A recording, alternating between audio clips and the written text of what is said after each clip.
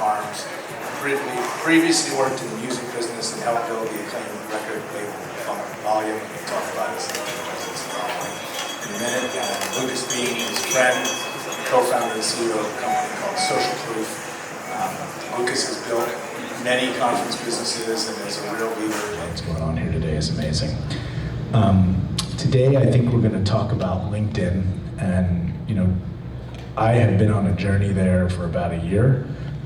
I don't want to give myself too much credit, but I'm probably one of the louder voices in the industry on the platform, and the momentum that has been created around some of the people who follow me is a little bit overwhelming at times. Through the platform, I've developed relationships with both of these guys, and Dee, who I'll kind of let him talk a little bit about himself, has been kind of an iconic streetwear and record label guy, who I think you've gotten 2 top voice badges on the platform and really kind of have a view. And really, I got into Lucas because of his content, and some of his content for me is really, really, really valuable. So maybe you guys could just talk a little bit about yourselves before we kind of get into it. So of course, I'm the record producer and streetwear guy. Oh wait, I'm the square who worked at corporate companies my entire career. So used to run global marketing for Atari, used to run divisional marketing for Sony Pictures, built my own companies. One of them was a solopreneur business to $500,000 and exited in 2019, right before the pandemic, thank goodness. Yeah, but other than that, I've been a top voice on LinkedIn for honestly, just about 8 months when I started taking LinkedIn seriously. And I'm really happy that I am. I got to meet people like Seth, and of course, my new friend over here. And I'm just really happy to be here, guys. And so thanks for letting me speak today. Man, I've been dabbling with social media for feels like almost AOL days. I mean, and playing around with MySpace, create my own little profiles and, customizing things. I think at a young age, I really understood that there was like something special with unlocking social media and then being able to connect with folks that weren't not necessarily within an arm's reach, or maybe you could not touch before you had a follow or a connection. And that really led me into something that early at a young age, in my 20s, where I realized I could use social media to kind of create a role for myself, and I won't dabble a lot into my career, but that landed me with an opportunity where I was able to help assist in building a record label in a time that, most platforms were moving away from CDs, we were going towards DSPs, and how do you compete against, larger record labels if you didn't really have a strong social plan? And we really kind of created our own path. Organic activity, a lot of the stuff you talk about today, where the use of influencers, I feel like was created at that time, and it opened up multiple gates for me. Along the way, I did find cannabis, and I think keeping social media in my back pocket and understanding how to connect with folks, and with the multiple barriers that we had, I felt like throughout my career, just even getting in at the retail level, kind of sharpening my sword, working with folks on the packaging side, on the marketing side, and using LinkedIn like I use Instagram or anybody else, or Facebook at the time, to kind of connect with folks. And it wasn't until about a year ago, like kind of Seth was saying, I think we kind of all saw an uptick with the way Meta was moving with cannabis and cannabis conversation, that we were able to have much open dialogue on LinkedIn. And I started taking it more seriously, contributing to articles, giving some free game, where I felt like, folks in the industry could take that and, not get their pages taken down and possibly, see some organic growth, but there wasn't paid opportunity. And that helped me earn my social media marketing badge, which is the one I'm more proud of on LinkedIn. So it's been really cool. You get to meet a lot of cool folks and continue to expand in an organic, cool fashion. And how about you, Lucas? How about a little bit about your experience and kind of the why? Yeah, so I guess my experience in social media, I've done social media since before I even was basically social media, guys. Like, I literally worked as a marketing consultant at MySpace, guys, before it sold to Fox. So I've been doing this for a while.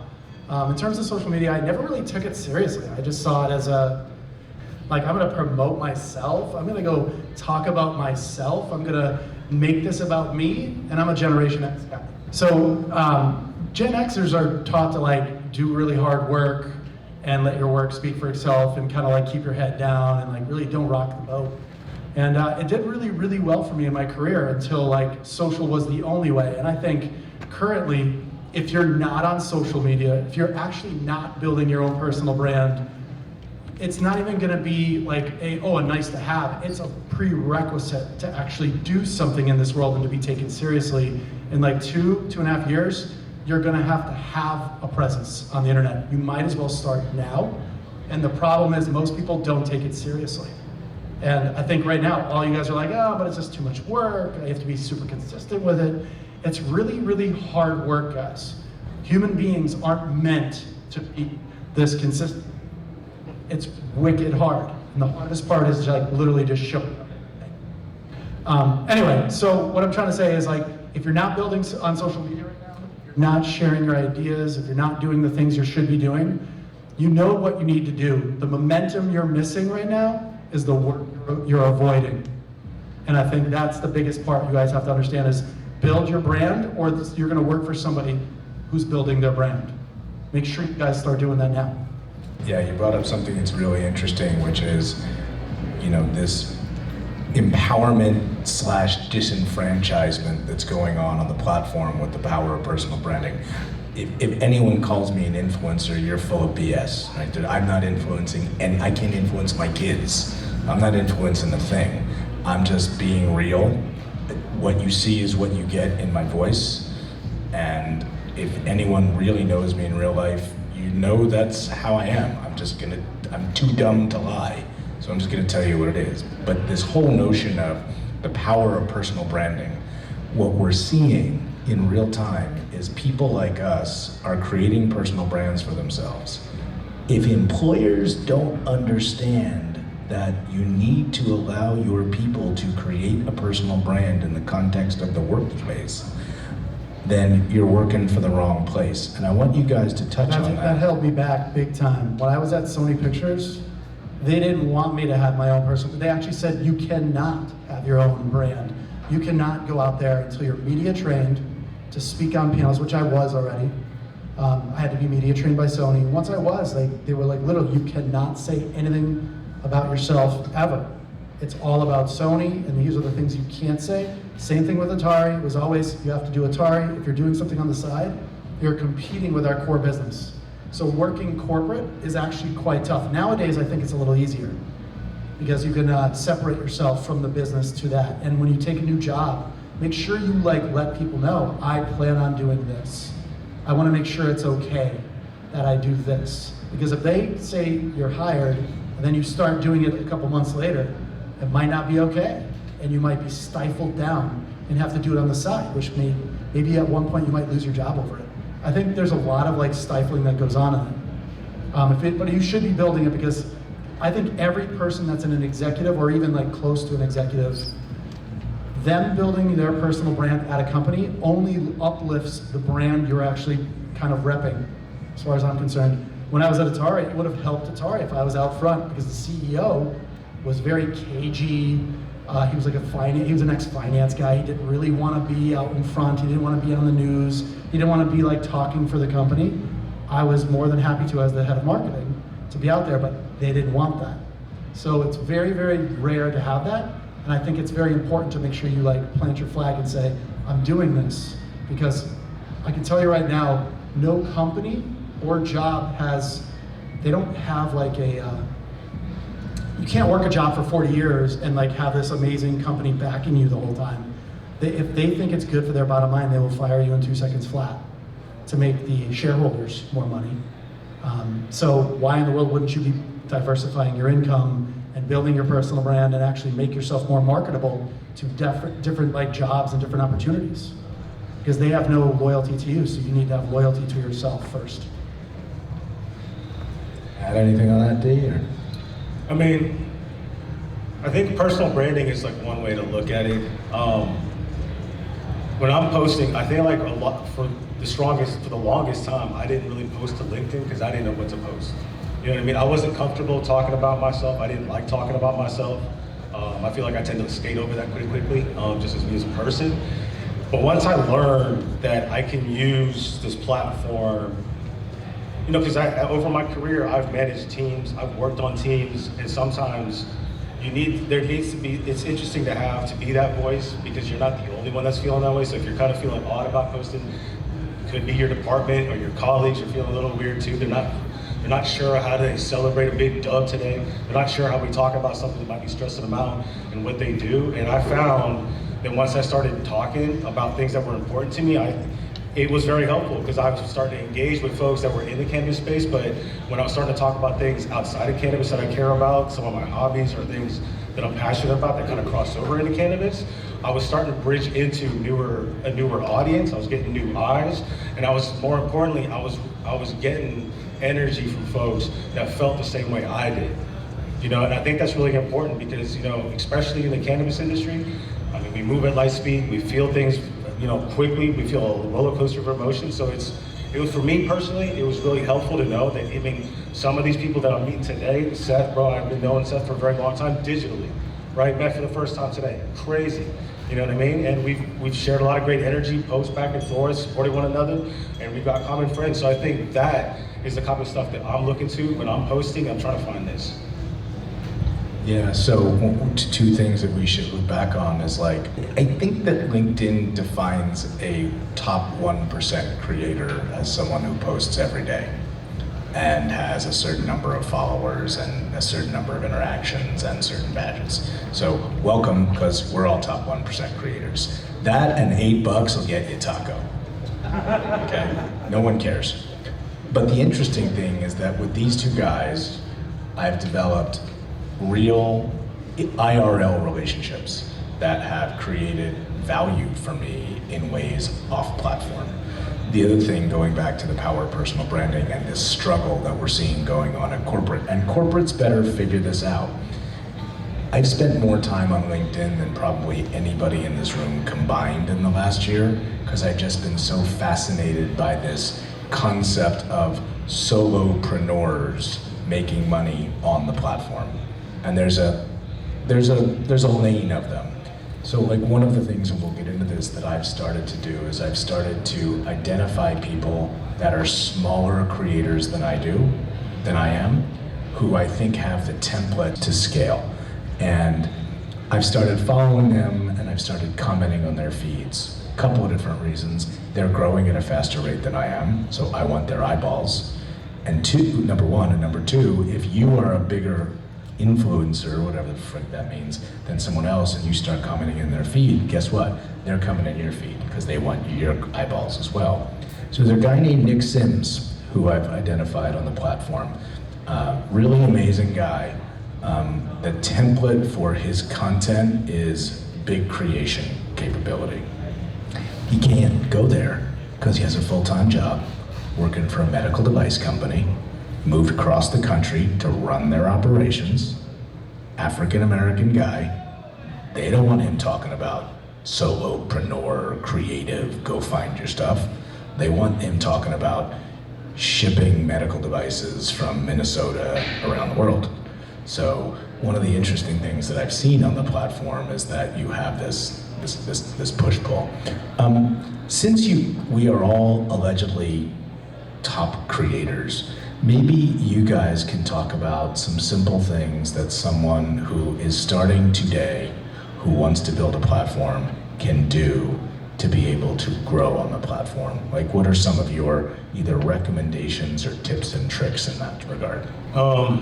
Start with something that you're excited about, because you're gonna have fun writing it, and it's probably gonna be reactive. I would definitely dress your post with a picture that makes sense, a video or something like that. An introduction, making sure you have a catchy title. There are things that can kind of grip.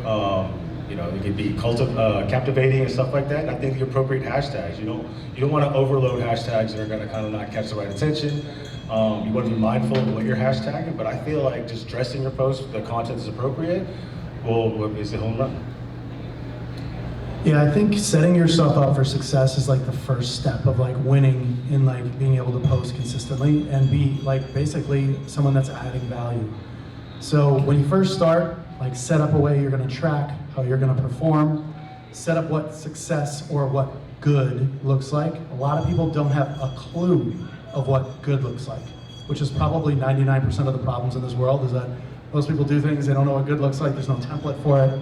So I would say, the best thing you can do is exactly what he just said, is find a topic you love, right? Whatever you love to talk about, or at least find something that's interesting enough that you want to like research a lot of. You start up here and you say, hey, what is the topic I actually don't mind talking about, or I like, or I'm interested in right now? And then below that is kind of like find the community talking about that topic. Join that community by actually adding value or talking about that topic as well. Do a bunch of research, find out who is actually successful in that community talking about that topic, and now start interacting and networking with them.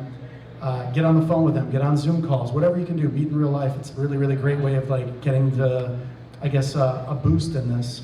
And then eventually start sharing your polarizing opinion on that topic in that community with those people you've networked with. It starts ruffling feathers and starts making people think. And what you want them to do is interact with your post positively or negatively. It doesn't really matter, you win either way. So if they have a negative opinion of what you say, that's okay. Feed it by commenting back and forth. If they have a positive outlook on it, agree with them.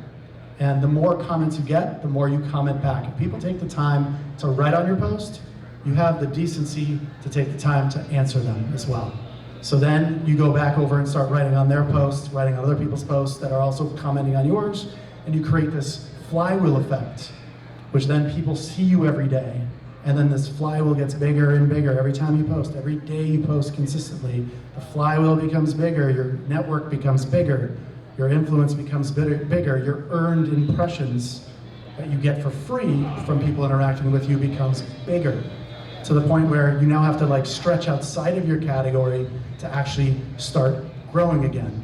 So at first you start with a very micro niche, you start building up to a macro niche, and then you start building up to, hey, I'm interested in all sorts of things because I'm a human being, and these are the things I'm interested in. Now all of a sudden you have this wheel of influence spinning. You can then leverage for a host of different things, meeting great people like these two right here, amazing, coming to an event like this, that's also amazing. Yes, I've never smoked a thing in my life before, everybody. Ever. Not a cigarette, not weed. You're going to today. There's always a chance. There's always a chance, I right? hope you didn't drink that water, guys. Anyway, that's a start, guys. But if you look at my LinkedIn profile, you'll be able to see, I posted yesterday, literally a step-by-step guide of exactly what to do what we do. Like if you follow this, you cannot fail. You just have to actually be ultra consistent. And that is where everybody fails. They give up. So. Yeah, that's a great point. So on that topic, I think there's probably, when I'm telling someone how to get on platform and grow, you gotta do 4 things. The first thing is you gotta expect nothing. That's the very first thing, because you're literally going into a void. The second thing is you gotta show up. Showing up, I'm trying to teach young people in my life, showing up is 90% of the thing. Well, I'm never gonna get the job. Guess what? You know how I got my first job? I showed up every day for 30 days till they said, stand back there and like fold napkins. Guess what? I got to showed up. You need to be consistent. Whatever you're going to commit to, just commit to it. And the amazing thing about the LinkedIn platform for me is that if you do the homework, if you do the research, creators that have 10, 15 times the amount of reach that the 3 of us have are gonna tell you how to do it for free. All right, well, here's how to write, and here's what to post, and here's the consistency, and here's how the comments work. So people, you know, the guy who I think is the king of it is this guy, Jasmine Alec, who teaches people how to write. And, you know, there's a logic behind how the post should look. There's a logic behind how the hook should look. There's a logic behind why you're commenting. There's a logic that guys like him and this guy, Richard Vanderblom, look at, you know, how does the algorithm work and how do you boost your post performance? If you just go on LinkedIn for a week, for an hour a day, 7 days a week, for free on the platform is the template for how you can go from 0 to 10,000 followers. So people like Lucas, there's a very popular girl out of the UK named Lara Acosta, who and there's another guy named Samir, you know, out of Ukraine, who both basically have posted, here's how to go from 0 to 10,000 followers. You don't have to pay anything, you just gotta show up and commit to do it. It's probably gonna take you 6 months. It's probably gonna take you a year. And then you can kind of see almost like, I don't wanna say the future, but kind of like watching waves roll in sets. Oh, okay, I can see that this person has got a template, they've got the picture, they've got the branding, they've got the landing page nailed, they're consistent in their messaging. You can see that they're gonna scale, right? You can see it. So anyway, anything else you guys want to maybe say about that topic in terms of maybe commenting and the value of commenting, or posting and the value of how you craft your posts?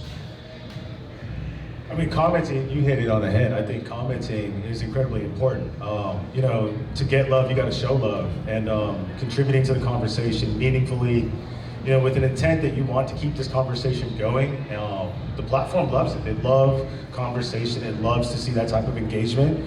I would encourage, you know, like Seth said, you know, do your homework and feel like you can contribute something meaningful to it. And when you're writing and crafting these posts, write with the intent that you do want to start a conversation. So posing questions throughout, asking challenging things, and sometimes just even asking for help, you know, about something simple can go a long way in creating conversation.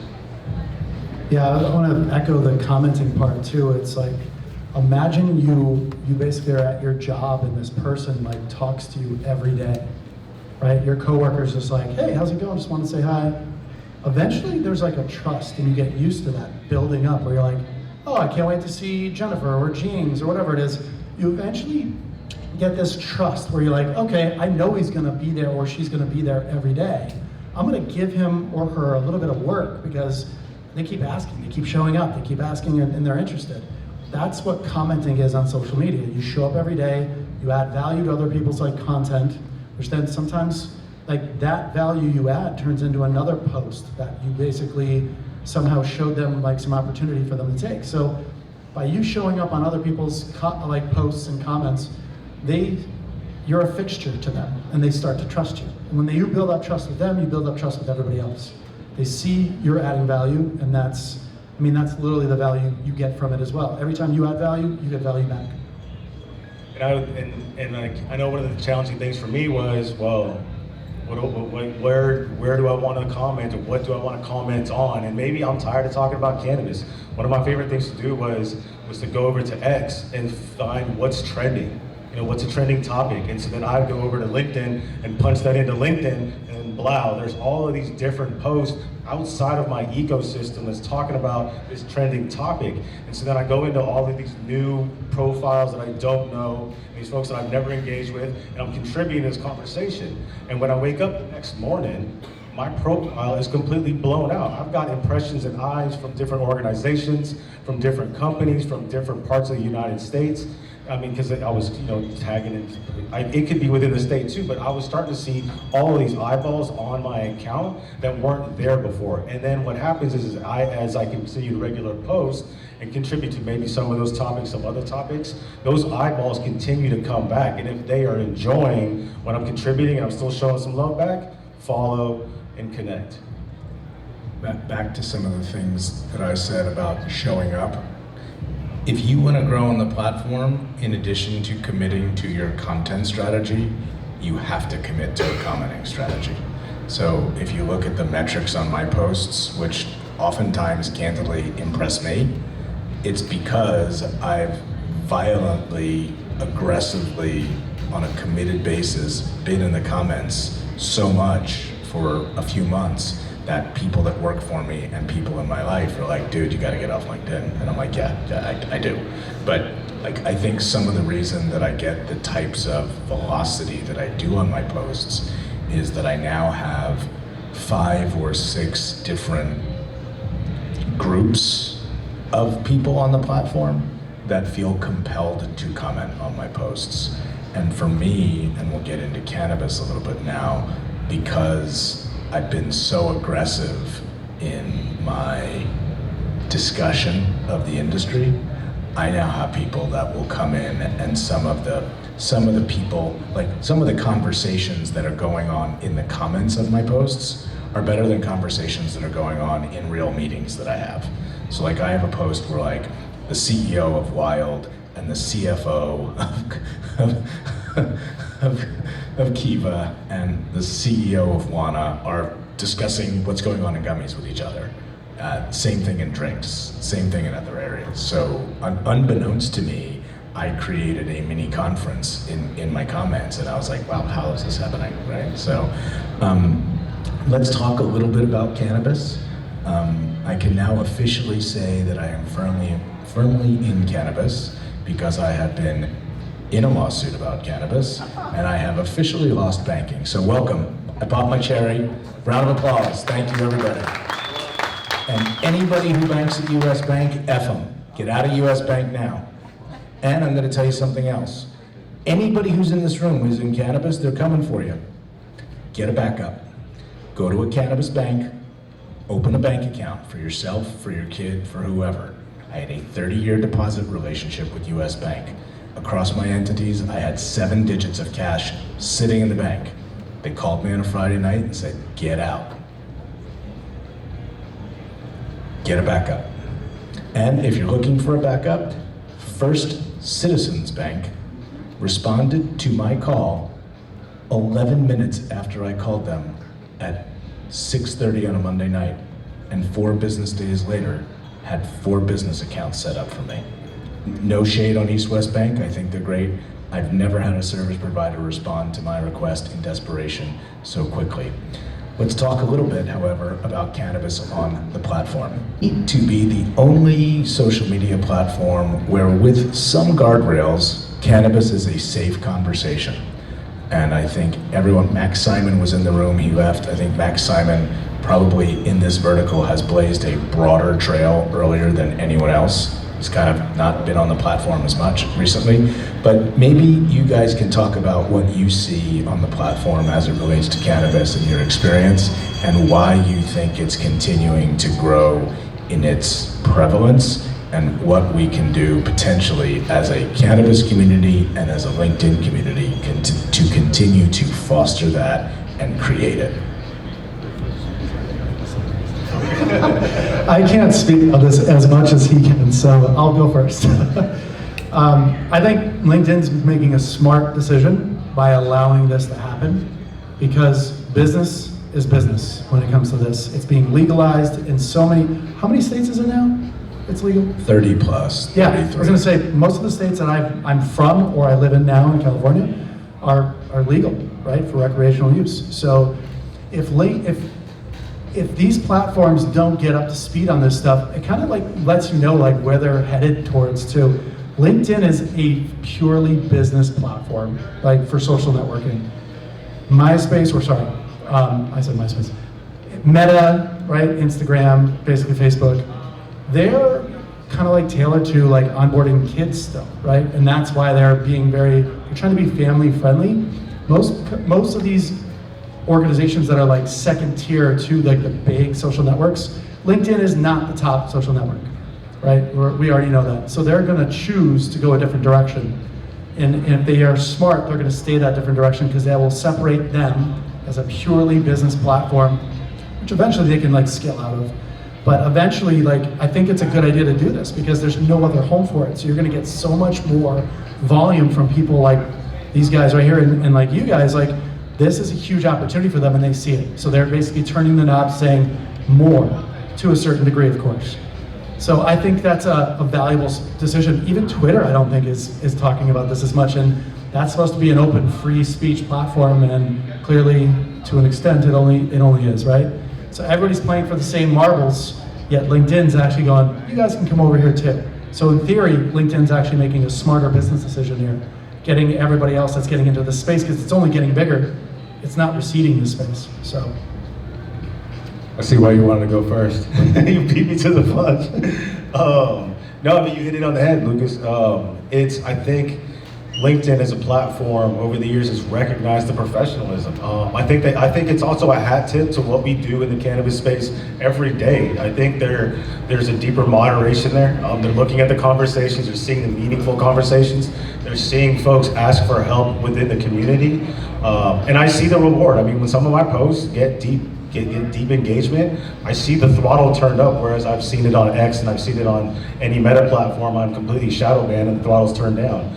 I think it does reward you for having meaningful conversations. It supports the community, it supports what we do, it supports the professionalism that folks are trying to instill in the community. So I think it's a win-win, you know, and like everybody here said today, man, the sooner you take advantage of it, you can be a part of that greater conversation. I think LinkedIn is just getting warmed up with cannabis. You know, I'm excited to see what capabilities and tools they give us as we grow. I'm just getting warmed up. It's interesting. So I mentioned the word guardrails before. So it is a safe space. I have been thrown off of the platform in December. I believe it was because of the images that I posted and not the content that I posted. So I think I should probably add a third thing to being a real cannabis operator, which is that you have to be thrown off of LinkedIn at least once. So I got all three. What I will say to everybody that I talk to is that we are still not a legitimized industry. We are still a marginalized industry. We do not have banking, we do not have real capital, and we do not have an institutional, group of payors or payments that we can work with. So remember that. And I think I would implore every single one of you to use your voice and continue to post on LinkedIn.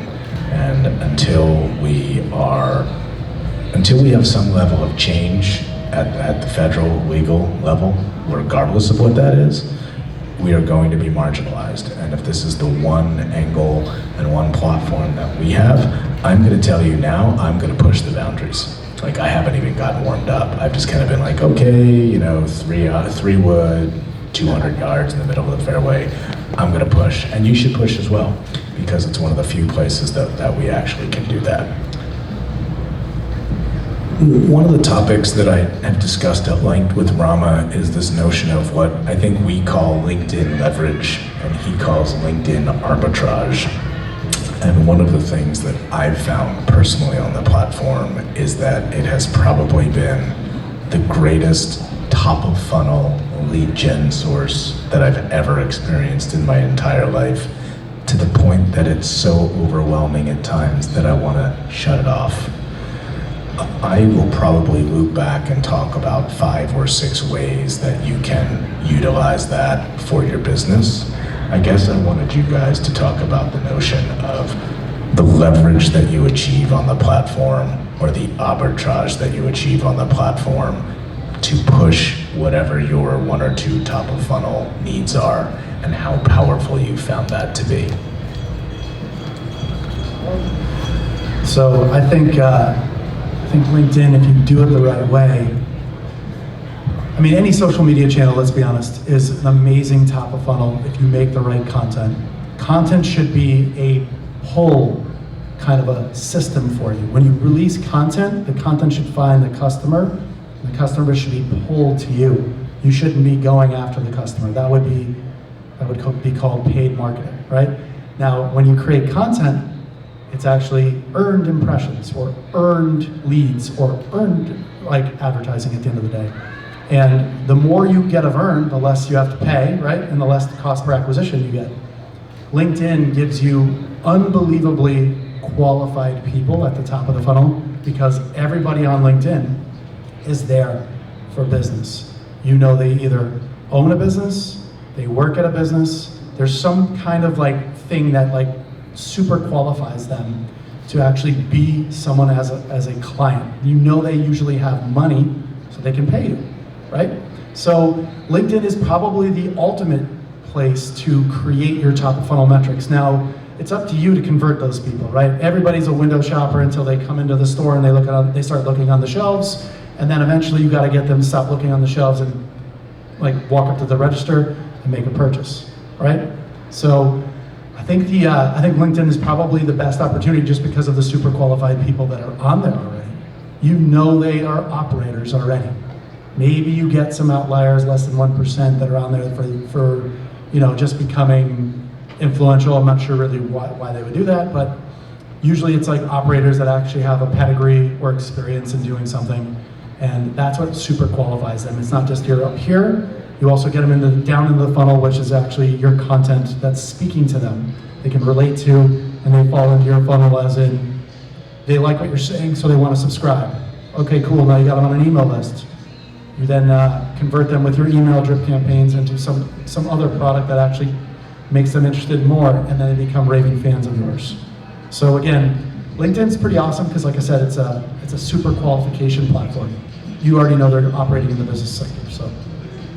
I think that's like a super key point, at least for how I use the platform. I mean, we all know how hard and difficult we all know how hard and difficult it is to do our job sometimes when you can't get to the key decision maker or the folks that push the right button. LinkedIn has served as a cool way for me to get in front of those folks without being too pushy or aggressive. And again, kind of letting the platform do what it does and organically allow us to connect and then find topics that maybe kind of conversation or jump into the DMs when it feels right, when that energy is there. And then, we get to whatever it is that we wanted to do or the business that we feel like we could establish together. But honestly, that has been the greatest part of that tool for me, is being able to take and find the business that I want to have, the relationships that I want to establish, and then going about how I want to build them organically. So for me in my normal business practice off platform, the way that I tend to approach selling clients is just saying, here's me, here's what I've done, here's what I do. You either need my help or you don't. And if you don't want to use me, that's fine. But if you have a problem, there's usually maybe 2 or 3 people that are going to be able to solve it. I'm one of them. I'm really expensive. I'm really good. And if you don't want to work with me, then you better hire one of the 3 or 4 guys in my network, because you're gonna be effed if you're not, right? Like, it's just plain. Like, it's like you spilled spaghetti on the floor, you need a cleanup, right? Well, what are the guys who are gonna come clean it up? So I call that the negative sell. I'm not trying to sell you, I'm here. You have to do that on LinkedIn, right? If you try to hammer somebody, buy my data, forget it. But if you think about the power and the leverage of the platform, for the 3 of us, if you look at the metrics of a good post and you're into 5 to 6 digits in terms of views, and you're into, something like 4 digits in the aggregate in terms of likes, comments, and reposts, just think about that number of 1,000 likes, comments, reposts in total. Well, what if I had a VA in the Philippines who DM'd every single person who commented on my post and thanked them, and then went into all of those people and DM'd all the people who commented on all of their posts? So if you think about the exponential capability of outbound leverage of the platform, if you have the validation of, hey, I'm interacting with you, if you reach out to that person without trying to sell them anything, and you just say, hey, thanks for the support, you've built a trusted connection. Can I tell you how many inbounds I get as a result of that? So many I can't handle it. So when you talk about the leverage that exists on the platform by creating that authority and by building the community and having a network, what that, if you want to leverage it, allows you to do is it allows you to leverage it into kind of a force building top of funnel projector, and then you have to tune that into how you want it to come to you.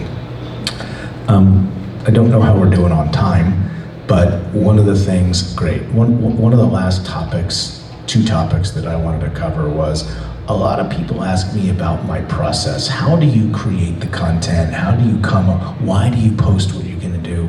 Well, 2 things. The stuff that I think is really important never does well. Really never. Occasionally, the stuff that I don't think is gonna be that important, blows up. So even for me, I have a big community, I have a big audience, I have people that actively engage with me. I'm still figuring it out. I have become a writer, so I wanted to be a stand-up comedian at one point in my life. That worked out real well. And see, nobody laughed, but I got you, didn't I? But I've started writing, right? So like an idea will come to me, I'll be in a conversation, I'll write it down, that's a great post. So one of the things I wanted you guys to talk about is like, what's your process? How do you decide what you're gonna do? And is there a methodology to it, or are you still like some of us and I'm gonna just spraying and praying? My process is like, well, first off, let me just start by saying, writing sucks for me. I hate writing. I mean, nobody wants to write every day. Not really, let's be honest. It just kind of sucks. But once you get used to it and you build that muscle up, like it starts to become like this ritual or routine, and you're just like, man, I almost feel like off when I don't write something now. It's kind of like exercise that way, or anything you try to do consistently, right? You start exercising and it sucks, like the first couple of weeks, couple of days, couple of hours even, it totally blows. But eventually you build up that muscle and you're like, wow, now I feel like, wow, if I don't work out, it feels weird. If I don't go for that walk, if I don't write something, it feels weird because we built up a habit. My process is basically, when I comment on people and I write my own content, while I'm writing, I actually just write down topics I find interesting that other people are posting. And then when I post on basically their posts, I read little comments, it inspires me sometimes to actually make another post, because what I thought to write on their post was interesting, so maybe that actually equals more content. Actually, a lot of my content comes from commenting on other people's posts and reading other people's comments. It like inspires me to like 5 or 6 different posts later. So do I find the time always? No, but taking a time like every single day for like 30 minutes and clearing everything out and just writing from the ideas I have written down spawns other ideas, spawns other kinds of content.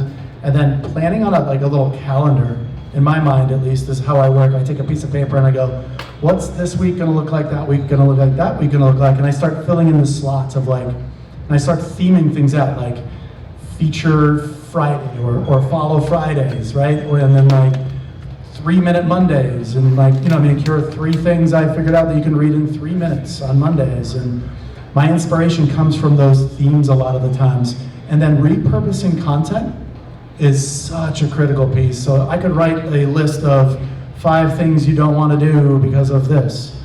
I take those 5 things, and each one of those 5 things then becomes a post on into itself. I can then write about that topic somewhere else. And Lucas, not to like pat you on the back, but your content's really good. So I came on to Lucas because I saw him commenting in the feeds of other large creators. And I started looking at what he was doing, and I was like, wow, this guy's content's like really good for me. So I started following him because I enjoyed your content, quite honestly. I appreciate that. Well, I enjoy yours, of course. Best character on LinkedIn, by the way. If you're not following, start following Seth over here. So anyway, short story long, just start writing and start reading. The more input you get, the more output you can produce, but you actually have to make time to write. Even if you don't write anything, do it for 5 minutes. The 5-minute rule. Whatever you hate in life, do it for 5 minutes. And if it works, almost 99% of the time, you'll continue to do that thing after 5 minutes. Even though you didn't want to do it and you hate your life because you think, oh, I got to do something I really don't want to do. Nothing is really that great that you want to do it all the time. You just have to be disciplined enough to do it. Man, I hate writing. I don't think I've ever liked writing since I was in grade school. You know, like you had to write things for school, homework and all that stuff, and I just never liked it. And I still kind of don't, but I did learn over time when I wrote about things that I liked, the things that I was passionate about, it felt good. You know, just kind of pulling out the notepad digitally. I'm really good with my phone, just kind of put my thoughts down on a specific topic or something that I heard about, maybe something that was trending. And I'm not gonna lie, people, there's cool tools out there. I personally, one of my friends, Younger Cat, you know, he's at Pepperdine.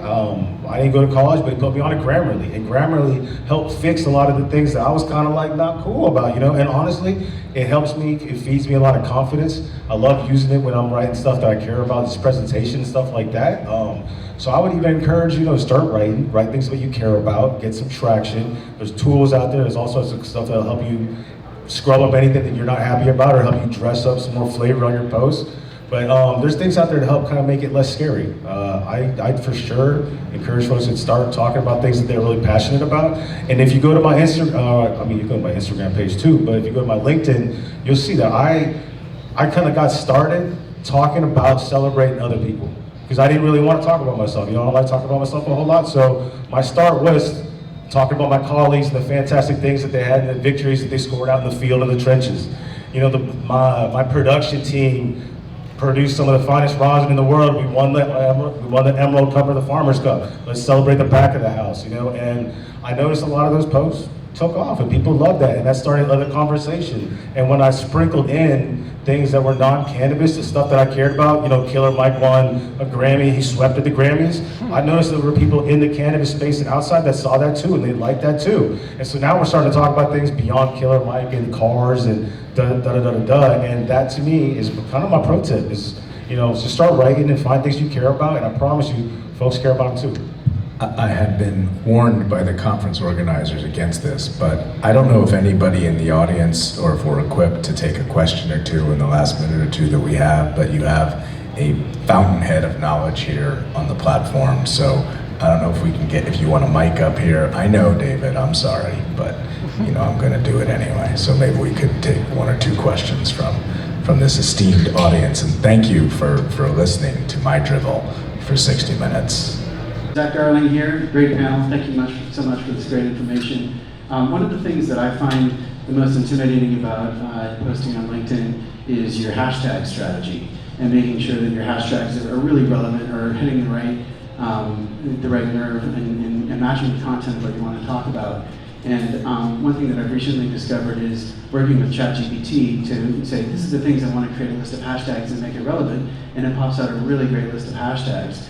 Are there other ways in which you guys are integrating AI into some of your content process or writing process? Well, two questions there. First of all, hashtag strategy. I don't think I hashtag anything anymore. So I think I'd love to hear your guys' input, but on LinkedIn, the utilization of hashtags doesn't seem to correlate in any way, shape, or form to reach. Yeah, so I've seen lots of hashtags, so they definitely exist. I don't know what they're exactly used for anymore. I don't think people really, I don't think algorithms really optimize the hashtags, but it's possible they do because I have seen people using them. Some of the biggest creators still use them. If I do see hashtags and I see like a post and I go back, I'm a data analyst by like nature, so like I'll go back and see someone's post that's got like hashtags on it. Then I go look at like a similar post of theirs and they didn't have hashtags. And if I see more volume on that post, I'm gonna naturally go, wow, 20 or 30% uptake. Hashtags, right? It has to be that, right? It depends on when you post it. Now on the other piece, you said about AI, yeah. So I use AI for idea iteration. So if I go, hey, what are, give me a summary of this book, or give me a summary of that, or this, things I've read before, but AI does a really good job of like giving you inspiration. It does a horrible job of writing for you. It easily can be seen when people comment with AI, when people write with AI and they don't change it at all, because it's just not human. So I definitely use it for ideation, but that's it. Like I would love for it to write for me, of course. I mean, who wouldn't? I would love for it to like bot comment for me, so I don't actually have to comment on it. That's a product. Yeah, it's definitely a product. And also banking for the cannabis industry is a really great product. I mean, I'll keep it short. I like hashtags, and I'll say this. I like hashtags because I talked about it earlier. Hashtags are discovery.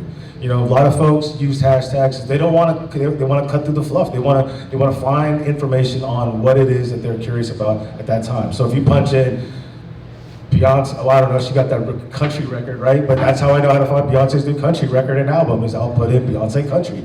And so on one hand, I dress my post with things thinking of how folks are going to discover my content.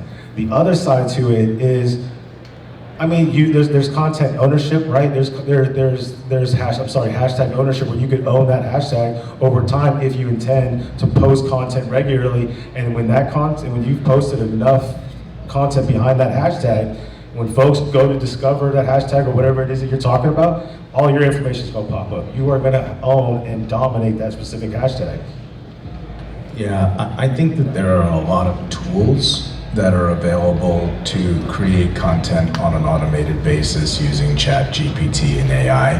Two of the platforms that exist, one which is called Taplio and the other which I think is called Superhuman or Supergrow. We all have both probably. If you wanted to, you could use ChatGPT and those platforms' AI and their automated posting strategy to post everything that you wanted to post on LinkedIn. As three people that are allegedly real creators, I can read one of those posts and say, that's AI. There is another huge guy on the platform named Luke, I can't remember his last name, out of the UK, who basically says, every single one of my posts is created through ChatGPT, and I've trained the voice of ChatGPT to speak in my voice, and his stuff goes crazy. For me, I think that the reason that I've been successful on LinkedIn is because I started when someone told me that they liked what I was saying and they wanted to take the transcripts of one of my podcasts and just post that. And that's how my stuff took off. So I think my voice is very acute and recognizable. And for me, that's never gonna be replicated by robots in any way, shape, or form.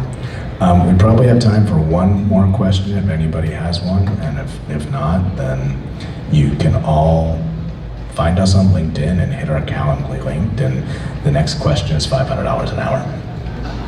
And I'm not kidding. How many hours a day do you guys actually spend writing? So the question is, how many hours a day do you spend writing? And I'm going to follow that up with a second question, which is, how many hours a day do you spend on the platform, right? So, How many hours do you think we do? That's a question first. What do you think? How many hours do you think it takes? 3 hours. Ouch. I do about 2 hours total time, but I'm also prepped before those 2 hours, right? So I have a strategy and what's called a system, right? Everybody thinks, oh, systems, software. No. Like building a system and a process around what you're doing in terms of like, not like automating it with like AI or anything, but automating it as in, I need to do this, that, and the other. And you train your brain to know that process inside and out and that system. Once you have a system to do that, like 80% of the thought goes away. Then you just do it, right? And then lots of that stuff can be delegated or deleted or whatever you find like valuable. Like again, at the end of the day, it's just building a system and a process around it, and you can cut down the time. At first, it's gonna be 4 to 6 hours. Then you slowly whittle it down to a certain amount of time that's manageable every day. And that system, like you have a bad day, that system comes in really handy because you're like, oh, all I have to do is this, minimum viable communication, right? And then good days, you're like, oh, I can do way more work. I'm gonna write a lot today, so I don't have to write for the next 5 days. So it depends on how you feel, but that system and that discipline and that process helps you when you need it the most, and is like, it amplifies you like 10x when you don't need it the most, and you feel very inspired. I'm kind of, it's weird. I like to write. I do my writing at night. I don't like to be bothered. You know, I smoke a J or something like that, right? Get a little smoky, and then I start writing it because I like to take my time. So when I'm writing and I'm putting my thoughts down, I like to give myself 2 hours. You know, because I feel like if I haven't done it by 2 hours in, then it's homework. You know, I'm not doing it anymore. And that's why sometimes you'll go through my stuff, and I don't always post every day. I find my cadence and my regular, and so my writing style. And I kind of, how much time am I spending on the platform? I look at it the same way I use social media in general, right? If I could dedicate my morning to jumping on Instagram and thumbing through a bunch of things, that's how much time I'm dedicated to LinkedIn. So, you know, I'll jump on the treadmill in the morning. You know, if I'm in the gym training, that's usually when I'm pressing those buttons, looking for where I want to leave comments and stuff like that. And then I keep my notifications on. So all that work and heavy lifting I did during the morning, right, while I was in the gym or whatever, doing something else, running an errand, I'm just responding to the notifications as they're rolling in, coming through, and I can get to them. So more easily manageable. So I saw an interview with Prince once, and I'm not likening myself to Prince, but they asked Prince, how do you write songs? And he said, they come to me and I write them down. So my posts come to me and I write them down. And I've used a platform called Notion. So at this point, I probably have 60 to 90 ideas sitting in Notion that I will then turn into posts. I usually write for 2 or 3 hours on Saturday, plan my forward content strategy. I am attempting to limit myself to about an hour a day on the platform, about 30 minutes in the morning and about 30 minutes at night. One thing that we didn't talk about is that as a creator, one of the ways that you're going to gamify your velocity is by staying in your post for about the first 30 minutes after it posts, because that first kind of 30 minutes is critical in terms of your reach and of your repost. So we all probably post at the same time every day. So I'll post at the same time and then I'll see what happens in my comments. I'll comment to my comments and then I'll drop and then I'll come back at night and do the same thing. So I'm trying to get down. If I'm not down to an hour a day or less on the platform, the young guy who works for me is gonna quit because I'm not doing deals, right? That's not my, I need to be working to make money, doing big moves, and not trying to become a celebrity on LinkedIn. So it's a commitment, but it just depends what you want to do. I think for us, that's a wrap. I want to thank again Hall of Flowers and the organizers for giving us the platform. And you all have an amazing day. Thanks for coming out. Thanks for the support. We'll be around afterwards. Appreciate you. Yeah, likewise.